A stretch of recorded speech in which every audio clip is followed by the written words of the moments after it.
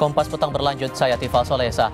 Meski rekapitulasi suara Pilgub Jakarta telah rampung di tingkat kota dan kabupaten, kepastian Pilgub Jakarta 1 atau 2 putaran masih akan menunggu hasil rekapitulasi tingkat provinsi.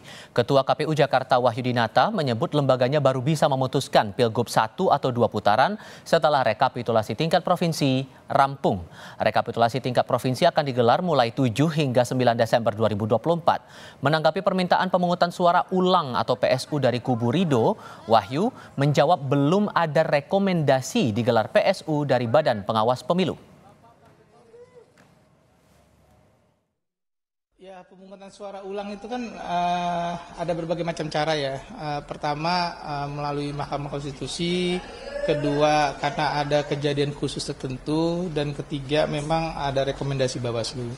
Dan sampai saat ini kami menurut laporan teman-teman kabupaten kota belum ada laporan mengenai rekomendasi Bawaslu mengenai pemungutan suara ulang.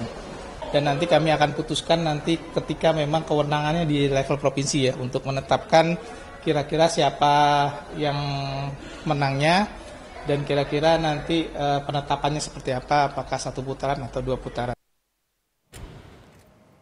Pada hari Kamis, tim kampanye bidang hukum pasangan Ridwan Kamil Suswono melaporkan KPU Provinsi Jakarta ke Dewan Kehormatan Penyelenggara Pemilu atau DKPP. Dalam laporannya, tim hukum Ridho melaporkan KPU DKI Jakarta dan KPU Kota Jakarta Timur atas dugaan pelanggaran profesionalitas dalam penyelenggaraan pilkada serentak. Tim Paslon RK Suswono menyebut pelanggaran terkait distribusi formulir C6 yang tidak merata sehingga merugikan warga untuk mendapatkan hak pilih dalam pilkada.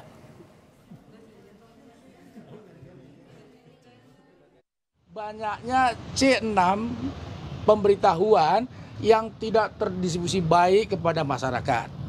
Nah, hampir kalau kita lihat data survei, tingkat partisipasi rakyat Jakarta untuk memilih itu hanya 59%. Berarti ada 41% masyarakat yang tidak memilih. Nah, yang tidak memilih ini besar dugaan kita kemungkinan besar adalah mereka yang tidak mendapatkan C6 pemberitahuan. Rekapitulasi suara Pilgub Jakarta telah rampung untuk tingkat kota dan kabupaten dengan keunggulan pasangan Pramono Rano sebesar 50,07%. Apakah hasil ini bisa berbeda dengan rekapitulasi tingkat provinsi? Dengan kata lain, apakah Pilgub Jakarta sudah bisa dipastikan 1 putaran? Kami akan bahas bersama dengan para narasumber. Bergabung saat ini dosen hukum pemilu dari Universitas Indonesia, sekaligus anggota Dewan Pembina Perludem Titi Anggraini, dan Dewan Pengarah Tim Sukses Ridwan Kamil Suswono yang juga Ketua DPW PKB Jakarta, Hasbiallah Ilyas. Assalamualaikum, selamat sore semuanya. Waalaikumsalam, selamat sore Mas. Terima kasih sudah bergabung bersama kami Pak Hasbi. Hasil untuk tingkat kabupaten kota, hasil rekap dari kabupaten kota 50,07% untuk pasangan Pramono Rano. Apakah dari tim Ridho masih meyakini bahwa hasil rekap kabupaten kota bakal berbeda dengan hasil rekap di tingkat provinsi? Begini Mas, terima kasih. Kita lihat saja hasil pemilu ini menurut saya kita harus mengikuti tahapan-tahapan pemilu. Yang pertama sudah di kabupaten kota, tapi kan masih ada tahapan nanti di provinsi dan juga ada tahapan-tahapan belum selesai menurut saya.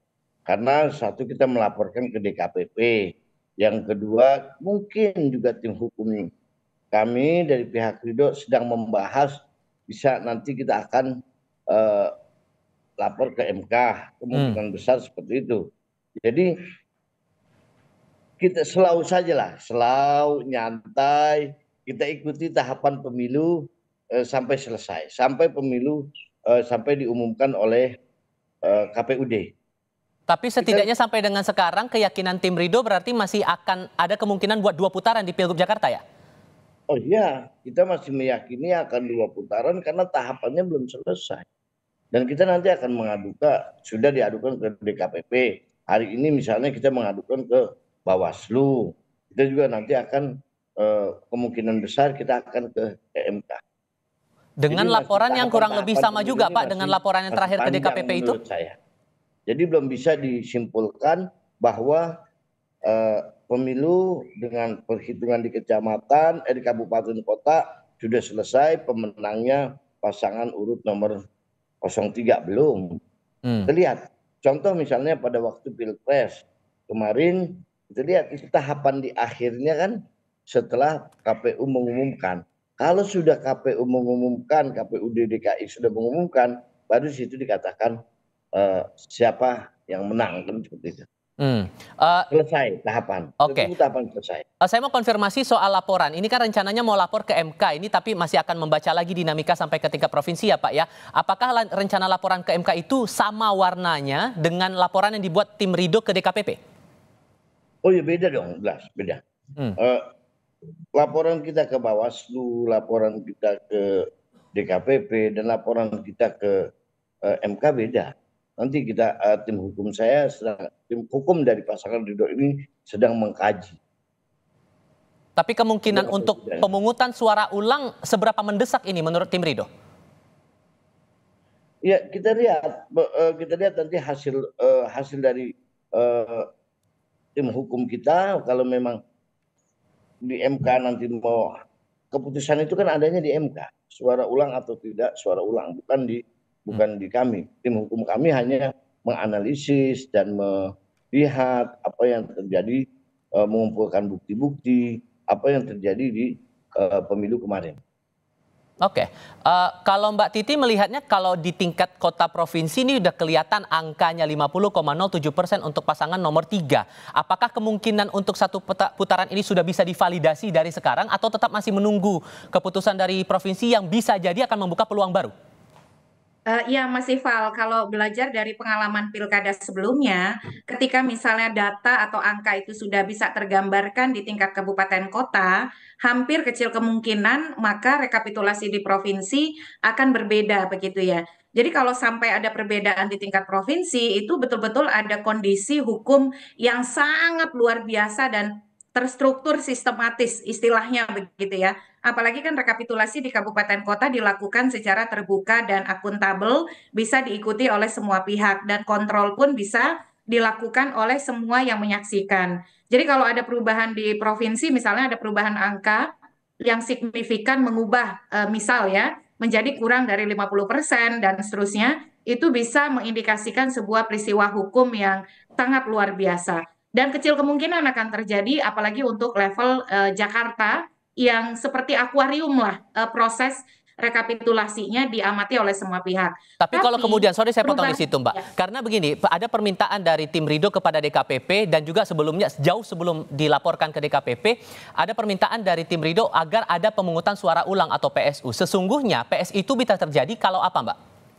Ya, PSU itu sudah diatur ya, apa saja kondisi yang bisa menyebabkan terjadi. Di dalam Undang-Undang Pilkada kita dan juga di dalam Peraturan KPU nomor 17 tahun 2024, PSU bisa terjadi kalau terjadi bencana alam atau rekomendasi Bawaslu. Rekomendasi Bawaslu kalau apa? Pertama, kalau KPPS membuka kotak suara tidak sesuai prosedur. Yang kedua, ada surat suara yang dirusak. Yang ketiga, KPPS menandai surat suara. Yang keempat, ada lebih dari satu pemilih menggunakan suaranya lebih dari satu kali. Nah, itu kan peristiwa-peristiwa yang terjadi pada saat pemungutan suara begitu ya. Dan ketika itu misalnya tidak ada rekomendasi dalam durasi yang dekat, maka tentu saja lagi-lagi kecil kemungkinan akan ada perintah pemungutan suara ulang.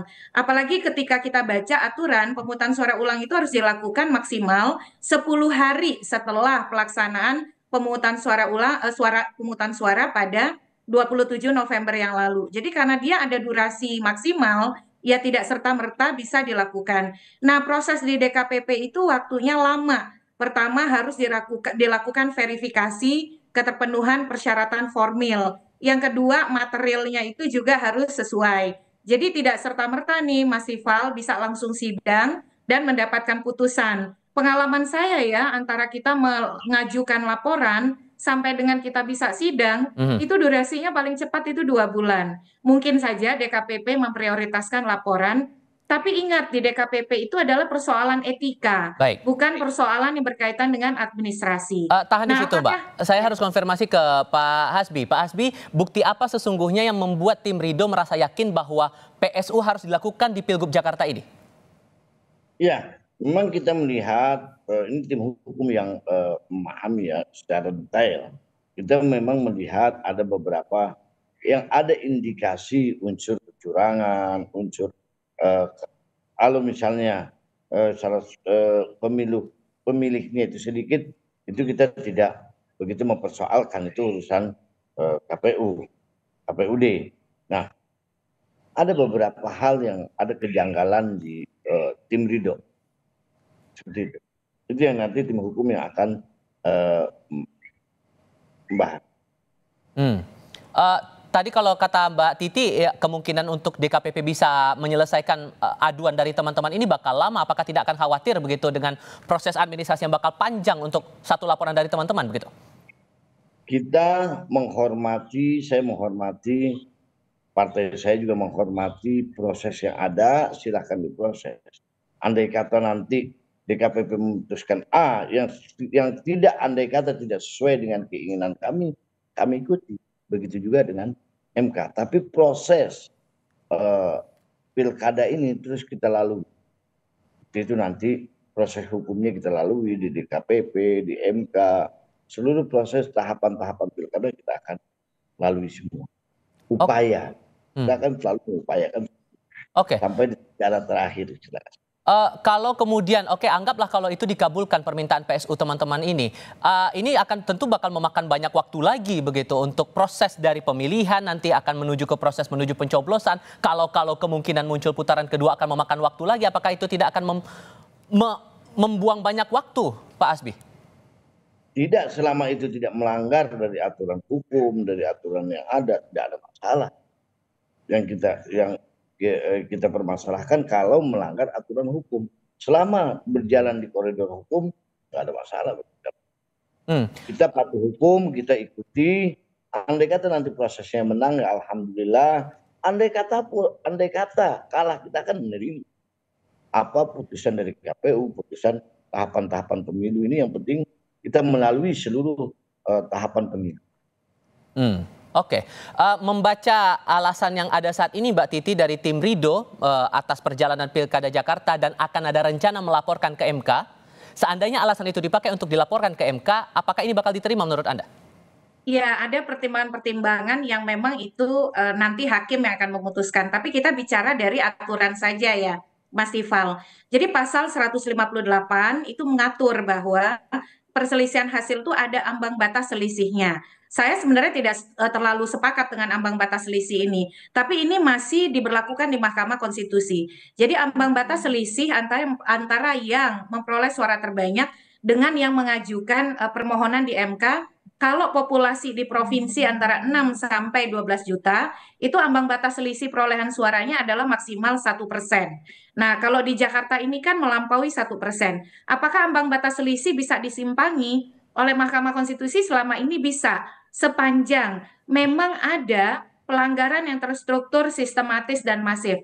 Terstruktur itu apa? Artinya pelanggaran yang melibatkan penyelenggara negara, aparatur penyelenggara pemilu, itu menjadi bagian dari kecurangan tersebut. Sistematis artinya apa? Dia betul-betul direncanakan secara matang dan memang dipersiapkan sedemikian rupa untuk melakukan kecurangan. Lalu masif itu dampaknya di mayoritas daerah yang menyelenggarakan pilkada. Jadi memang tantangan tim Ridho ini akan sangat besar. Karena pertama selisihnya cukup besar antara Pramrano dan juga Ridho. Yang kedua adalah bagaimana membuktikan bahwa hasil itu didapatkan dari sebuah proses yang mengalami kecurangan terstruktur, sistematis, dan masif tadi. Tapi secara keseluruhan saya ingin mengatakan begini, Mas Ival. Saya mengapresiasi upaya-upaya hukum yang diambil. Karena memang itu sudah disediakan oleh aturan main yang ada. Dan itu bisa menjadi koreksi kita terhadap penyelenggara pemilunya, proses penyelenggaraan, dan lain sebagainya. Tetapi kita juga harus mengedukasi publik. Setiap upaya hukum yang mempersoalkan suatu hasil, tentu harus ditopang oleh data, fakta, dan bukti-bukti yang memang mendukung itu dan meyakinkan bahwa memang ada persoalan yang didalilkan itu terjadi. Jadi agar jangan sampai kemudian itu menjadi sesuatu yang sekedar asumsi atau apa, karena penting adanya pendidikan politik dan pendidikan hukum bagi para pemilih kita. Di sisi lain, Pak Hasbi, terakhir disampaikan Ketua KPU Jakarta bahwa ia belum mendapatkan rekomendasi digelarnya PSU dari Badan Pengawas Pemilu. Maka bagaimana langkah dari teman-teman Ridho berikutnya kalaupun kemudian ingin ada PSU itu tadi? Iya, proses hukum kita tidak kita lalui, semua kita akan lalui Mas, di DKPP dan semuanya kita akan lalui bahkan sampai ke MK. Nah, tadi saya bukan tidak setuju dengan Mbak, saya setuju. Betul, jarak antara suara 03 dan 02 sangat jauh. Tapi kan di DKI Jakarta itu kan 50% per 1. Pak Pramono itu di hasil penghitungan kecamatan itu 50% selisihnya untuk 50% lebih itu 2.200 berapa gitu, saya agak lupa. 2000-an. Kalau Pak Pramono suaranya kurang dari 2.000, misalnya 2.500, berarti itu akan ada putaran kedua, itu otomatis karena tidak sampai 50% plus 1. Oke, sehingga Anda mau menegaskan bahwa peluang Ridho masih bisa bertarung untuk putaran berikutnya begitu ya? Iya, karena ada aturan 50% plus 1 orang. Ditambah lagi Mbak Titi, ada alasan yang dibawa oleh tim Ridho ke DKPP karena form C6-nya tidak tersebar merata sehingga hak warga ini tidak tersebar juga secara merata. Sehingga bisa memungkinkan tidak sih dengan alasan ini agar muncul PSU atau mungkin peluang putaran kedua itu tadi? Ya, Mas Ival, formulir pemberitahuan memilih KWK itu bukan syarat untuk menggunakan hak pilih. Jadi tanpa ada formulir pemberitahuan pun sepanjang warga namanya ada di DPT dan memiliki kartu kartu penduduk elektronik, KTP elektronik, itu bisa menggunakan hak pilih. Jadi bagaimana meyakinkan bahwa memang tidak dibagikannya formulir pemberitahuan memilih memang memiliki intensi sengaja menghambat orang untuk menggunakan hak pilih atau menghalang-halangi seseorang menggunakan hak pilih. Dalam hukum pemilu kita, formulir pemberitahuan memilih bukan syarat untuk menggunakan hak pilih. Bahkan orang tidak ada di DPT sekalipun, sepanjang dia punya KTP elektronik, dia tetap bisa menggunakan hak pilih antara pukul 12.00 sampai 13.00.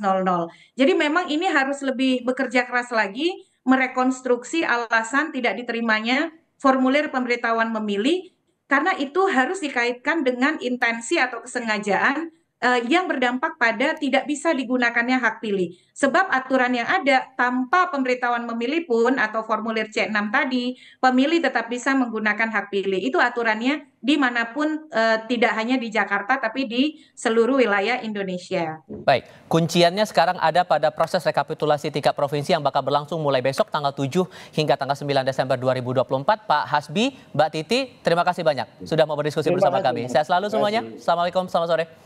Waalaikumsalam. Sesaat lagi di Kompas Petang, usai mendapat kritik keras dari masyarakat karena mengolok penjual